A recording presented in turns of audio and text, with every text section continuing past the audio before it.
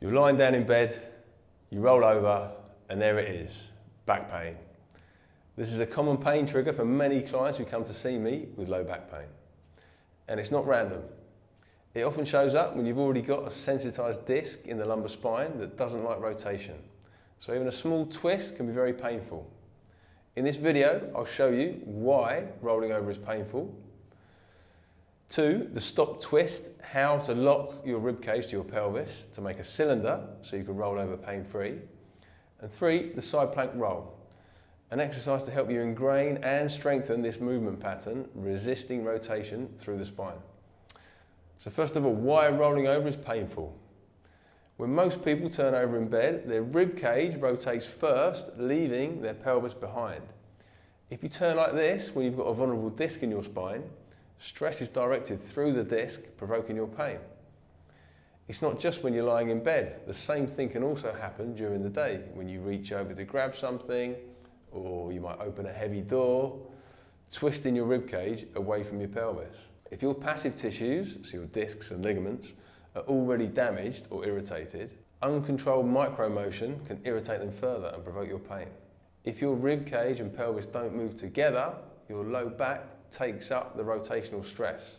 We're going to change that today by teaching you how to make a cylinder with your trunk and get it to move as one unit. First, we've got the stop twist. First of all, we're going to do a plank against the wall and find a neutral position for your spine. So not extended, not flexed, but neutral, and then brace your abs to hold yourself in that position.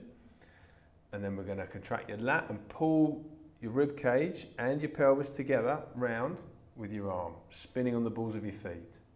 So there shouldn't be any separation between the rib cage and the pelvis. Everything moves together as one unit, spinning on the balls of your feet. Okay, that's in contrast to where we have separation of rib cage first, then pelvis. This is what we don't want, rib cage first, pelvis. Okay, we don't want that separation. Then we've got the side plank roll. So we're going to set up in the side plank position. Just make sure your spine is straight on your knees, hinging forward with your hips, and then go into your feet.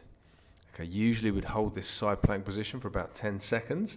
And then as we turn, we're bracing your abs, locking the rib cage to the pelvis so it all moves as one unit.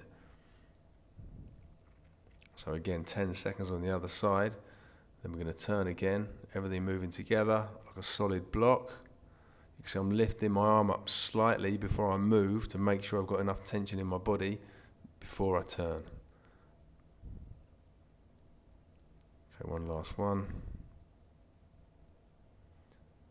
So you notice the rib cage and the pelvis are not separating.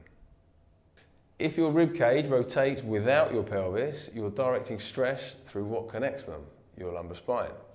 When tissues are damaged or sensitized, that can be a problem.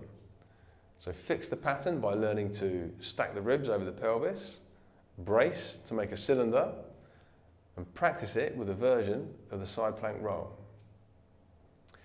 You can probably tell from this video that low back pain rehab has a lot of nuance. The right exercise depends on your triggers, your tolerance, and how you compensate.